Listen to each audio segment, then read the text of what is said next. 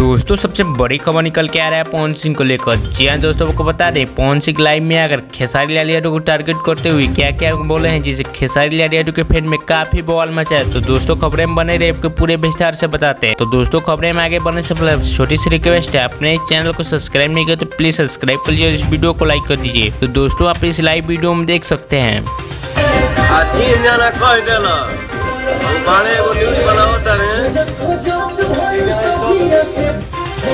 थोड़ा स्टॉप करना, मैं नहीं बोलता हूँ।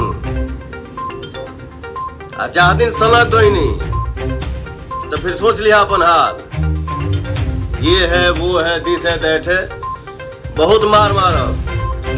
पवन सिंह ना मामा नहीं नहीं, अरे दर्द है ना, ऐसा सर कुकुर लोग समझ रहे हैं। बस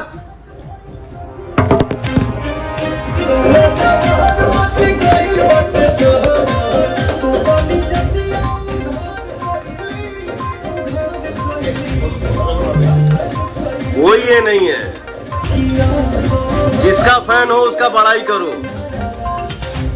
उसको यहाँ पे रखो, लेकिन किसी और का शिकायत मत किया करो। तो बहुत मार मारा। रुक,